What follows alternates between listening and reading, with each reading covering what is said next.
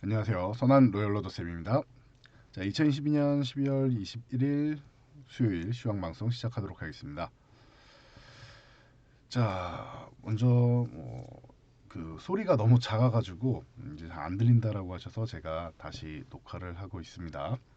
자, 지금은 이제 좀 시간이 흐른데 이제 새벽이 되었는데 뭐 기존에 저뭐 새벽 영상을 뭐 좀 작게나마 들으신 분들은 이렇게 말씀을 드렸죠. 미증시가 최근에 좀 하락을 면치 못하고 있었는데 전일 이제 조금은 나아지려는 모습을 보였고 상승했다기보다 하락을 제한하는 움직임을 보였으니 오늘부터 해서 내일 뭐 늦어도 다음 주 초까지 위쪽으로 올라가려는 반등하려는 모습을 한 번 정도는 보여줘야 된다.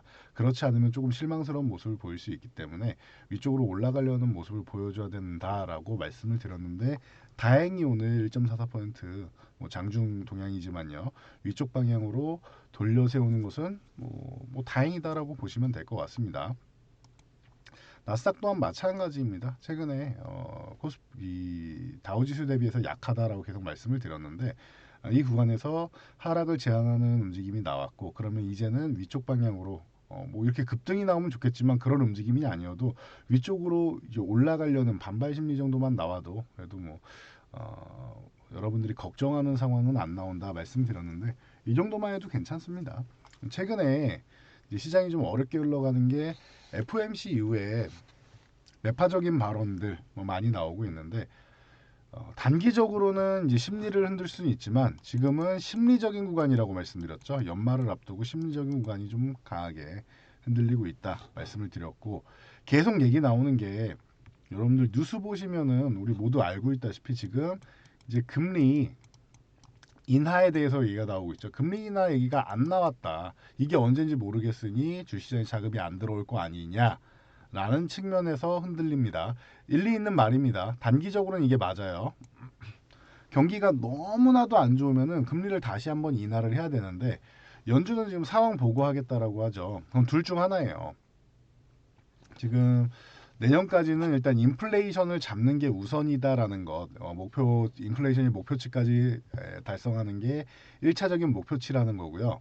이 금리 인하를 안 한다라는 걸 두 가지로 받아들일 수가 있는데요. 첫 번째는 아직 모르겠다라는 것, 그런 측면하고 이제 언제 할지 모르겠다 이런 개념이 하나 있고요.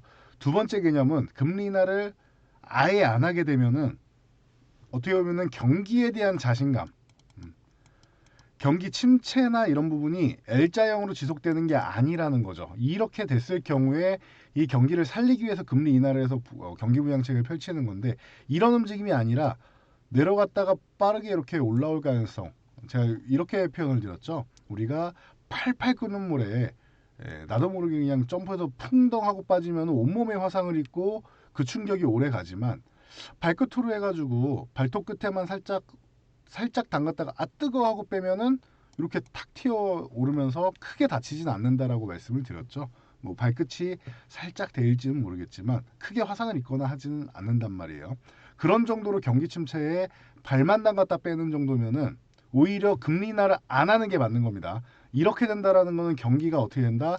회복이 된다라는 뜻이죠. 이렇게 될 가능성에 대해서는 근거는 이제 미국이 긴축을 완화하기 시작했고 내년 상반기면은 긴축은 끝납니다. 자, 목표치가 5.1%죠, 금리가. 근데 지금 현재가 4.5%라고 했어요. 4.25에서 4.5. 그러면은 0.25씩 해서 0.25% 포인트씩 두 번만 올리면 되는 거예요. 그러면 5%죠. 세 번 올리면은 0.25. 그럼 이거 언제 올린다? 내년 1월에 올리고 3월에 올린다. 1월, 3월 이렇게 올린다라고 말씀을 드렸어요. 이해되시겠죠? 이렇게 두 번 올리면 5%라는 거예요. 두 번 올리면 5%고 그리고 그 이후에 본다라고 하면은 세 번 올리면은 6월 정도까지 해서 세 번 올리면은 5.25고 최대 목표치는 세 번 올리는 거 내년 상반기에 그리고 보통은 두 번 정도 올리는 정도에서 만족한다. 이게 끝이죠. 그럼 뭐예요? 결국에 금리는 두 번에서 세 번 올리면은 내년 상반기면은 금리 인상은 끝난다라는 거죠. 근데 금리 인하를 안 한다? 뭐예요? 경기가 회복된다. 경기가 회복된다라고 하면은 중국의 봉쇄가 해제되고 지금 젤렌스키가 미국으로 갔죠. 우크라이나의 젤렌스키 대통령이 미국 가가지고 연설을 한다는데 뭐 도와달라 이런 개념인데 이게 왜 나왔겠어요? 지금 러시아가 중대 발표 중대 발표를 하겠다라고 하죠 이번 주에. 둘 중 하나겠죠. 중대 발표면은 크게 시장에서 생각하는 둘 중 하나라는 것은 총공격이냐 아니면 휴전이냐 둘 중 하나란 말이에요. 근데 크리스마스를 앞두고 총공격을 하고 연말을 앞두고 총공격을 한다. 사람들이 가능성을 이쪽으로 높게 보지는 않는 것 같아요. 우려감은 갖고 있지만 그래가지고 우려감 때문에도 조금 시장이 좀 어수선했는데 불확실성이니까요. 대신 휴전 쪽으로 얘기가 나오면 급변할 수 있다는 거예요. 미국의 긴축은 끝났죠. 봉쇄도 해제되죠. 전쟁도 해제된다라고 올해 3대 악재가 다 해소되는 거예요. 내년 상반기면은. 이렇게 될 경우에 경기가 L자형이 아니라 이렇게 좀 빠르게 회복된다라고 하면 그러면은 오히려 금리 인하를 안 하고 경기 회복에 대한 모멘텀으로 해서 실적 장세가 펼쳐진다라는 겁니다. 이 정도까지는 계속 설명드렸으니까 여러분들이 알고 가시면 될 것 같아요. 그렇게 된다라면 가장 베스트고, 네. 그게 또 우리나라로 또 이제 연결이 돼서 우리나라도 사실 뭐 따지고 보면은 우리나라 실제로 뭐 가장 좋았던 시기가 이때죠. 그 뭐 금리 인상에 대해서 뭐 악재다 어쩌고 하는데 실제로 금리 인상 자체가 호재는 아니고요. 학자분들이 말씀하시는 게 맞아요. 근데 금리 인상이 호재는 아닌데 이때 왜 좋았느냐를 본다라고 하면은 이제 600포인트대 있던 게 3배 이상 올라가면서 2000포인트를 넘고 폭죽 터트리고 난리 났었죠. 이게 왜 나왔어요? 이때가 금리 인상기다. 세계 무역의 호황기. 이게 무역 쪽이 회복되면서 전체적으로 호황기를 맞이한 거예요. 그때 우리나라도 3배 이상의 지수가 이 정도 뭐 급등 폭등이라고 표현해도 이상할 게 없죠. 지수가 이렇게까지도 올라간단 말이에요. 이게 바로 진정한 금리 인상기죠. 그냥 인플레이션 때문에 인상이 아니라 경기가 좋아져가지고 금리를 인상하는 이런 금리 인상기 같은 경우는 최고의 호재가 될 수 있다라는 거. 이거를 모두가 기다리고 있는데 이게 뭐냐? 이게 바로 실적 장세예요, 여러분. 그래서 뭐 금리를 인상하면 무조건 실적 장세가 펼쳐진다? 아니, 실적이 좋아져야 실적 장세가 펼쳐지죠. 무조건 펼쳐지는 게 아닙니다. 그거는 내년에 경기가 좀 회복되기 시작한다라고 하면 그때 실적 장세에 대해서 논해도 늦지 않는다라는 거 여러분들이 생각하시면 될 것 같아요. 그래서 지금은 뭐 섣불리 생각하지는 마시고요. 그러면은 보이는 팩트만 보고 본다라고 하면은 여러분 우리가 지금 생각할 수 있는 거는 이 정도인 것 같아요. 제가 볼 때는 수급을 보면서 판단할 수가 있는데 지금 뭐 금투세에 대한 부분, 뭐 연말에 대한 뭐 이런 뭐 두려움 이런 부분 때문에 수급이 없어요 지금. 코스피 뭐 외국인이 파는 것도 아니고 사는 것도 아니죠. 외국인이 뭐예요? 코스피를 얼마 매수했다? 6조 원. 6조 원 매수해 놓고 선물만 팔았다 샀다 하면서 조절하면서 그냥 요 주식 6조 원은 그냥 들고 있는 거예요 지금. 이거를 뭐 크게 청산을 하고 뭐 한 3분의 2 정도 예를 들면 한 4조 원 이상을 청산하고 그래야 되는데 그런 움직임이 안 나오죠. 그렇다라는 거는 그렇게 문제가 없다라는 뜻이에요. 제일 문제가 생기면 제일 먼저 빠져나가는 게 외국인 자금이죠. 그래서 다들 뭐 외국계 자금이 빠져나가네 어쩌네 이런 부분 우려하잖아요. 그런데 지금 그런 움직임이 안 나오고 있다라는 걸 여러분들이 같이 확인하실 수가 있고요. 뭐 기간별로 봐도 제가 이거 여러 번 보여드렸으니까 여러분 이제 뭐 거의 기억하실 거라고 봅니다. 자, 코스피 쪽에 보시면은 외국인들이 5조 9,780 오늘 1,000억 매도해가지고 그런 건 6조잖아요. 그러니까 외국인들이 6조 매수해 놓고 그냥 구경하고 있는 거예요 시장을. 거래량도 감소하고 지금 시장의 거래 대금이 바닥을 기어다니고 있죠. 그러다 보니까 외국인들도 관망하고 기관들도 뭐 그냥 뭐 구경하고 있다. 이 정도까지 생각하시면 될 것 같아요. 수급도 쉬고 있다.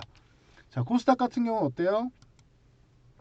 코스피 코스닥 모두 미증시가 저렇게 하락을 제한하고 올라가려는 모습을 다음 주 초까지 보여야 된다라고 했는데 우리나라도 마찬가지 다음 주 초까지 이렇게 올라가려는 모습 정도는 좀 보여줘야 미국이 오늘 상승으로 끝나면은 갭상승 나온 다음에 밀리거나 뭐 마이크론이 또 장 끝나고 실적 안 좋게 나면 또 문제가 될 수 있는데 그 정도까지 생각하시면 될 것 같아요. 갭상승 나와서 밀리면은 실망스럽지만 갭상승 나서 유지만 해줘도 괜찮다 정도로 보시면 될 것 같아요. 그래서 뭐 하락을 좀 제한하는 움직임만 나와도 지금은 괜찮은 구간이다 정도까지 말씀드릴게요. 거래 대금이 워낙 바닥이라서 그렇지 이럴 때는 어차피 삼성전자 이런 대형주 못 움직인다라고 했어요. 얘는 거래량이 붙어야 거래량이 실내에 움직이는 종목이지 거래량 바닥일 때는 못 움직인다. 시총상위주들 지금 뭐 크게 움직이기 쉽지 않다. 선별적으로 뭐 한두 종목이면 몰라도 전체적으로 지수를 크게 끌고 가기는 어려운 수급 실정이다라고 보시면 되고요. 그래서 저희가 준비한 게 있죠. 우리 단기 트레이딩 쪽으로 이제 뭐 트레이딩 하시는 트레이더 분들을 좀 많이 보강했습니다라고 말씀을 드렸죠. 그래서 최근에 실리콘투 어제도 말씀을 드렸었는데 실리콘투 올라온 다음에 이렇게 하루 쉬어가는 흐름이죠. 괜찮습니다. 쉬어가도 1% 수익 붙여주면서 아주 좋은 모습 보이고 있다라는 거. 상승이 정체일 때는 좀 매도해야겠는데 아직까지 뭐 추세는 살아있고 하니까 여러분들이 지금 구간에서는 요 그 3180원 구간 유지해주면 그냥 보유하고 여기 이탈하면 한 차례 차익 실현한다 생각하시면 될 것 같아요. 그냥 조금 더 들고 가도 된다라고 보고는 있는데 차익 실현해서 뭐 추후에 다시 매수하는 것도 안정적이겠죠. 그래서 실리콘투 말씀드렸고 이게 하루 쉬고 넘어갔는데 양봉 세운 다음에 중심선 정도 지지력 테스트하고 다음날 바로 올라오는 멋지게 이 이태용 캔들 패턴을 이제 만들었다라고 보시면 되고 자 TYN 같은 경우도 하루 쉬고 올라갔죠. 상승한 다음에 하루 쉬긴 했어요. 근데 양봉 중심선 이탈을 안 했죠. 지지력 테스트 정도만 하고 장중에 지지력 테스트 하면서 훅 흔들고 그리고 나서 다시 한번 싹 올라가는 모양을 보이고 있습니다. 그래서 뭐 아주 지금 현재 모양 자체는 뭐 예쁘게 잘 만들어서 잘해주고 있다. 그래서 뭐 TIN 같은 경우도 하루 쉬고 나서 우리가 원하는 가격권까지 내려왔고 관심 보인 구간에서 위쪽 방향으로 잘 움직이고 있다. 그래서 실리콘2에 이어서 TYN 같은 종목이 움직였는데 이렇게 지금은 좀 개별 성향 있는 종목들이 조금 움직이는 뭐 모양이고 시총 상위주들이 움직일 수 없는 그러니까 거래 대금이 없다 보니까 뭐 다 자연스럽게 못 움직이겠죠. 지금 현재 그런 상황이니까 거래 대금이 다시 한번 실리기 전까지는 이렇게 틈새 시장으로 순환매 정도 노리시면서 저희 뭐 단기 트레이딩 팀에서 제시해드리는 종목들 이런 종목들 여러분들 함께 관심 가져보시면은 그래도 지금 시장 어려운 시장 좀 이겨내는데 도움이 되시지 않을까 싶습니다. 자, 전 여기까지 말씀드리고 물러가도록 할게요. 여러분들 영상이 도움되셨다면 여러분 주변 분들께도 저희 채널 추천 한번 부탁드리고요. 여러분 좋아요 하나씩 눌러주시면은 저희 영상 제작에 큰 힘이 됩니다.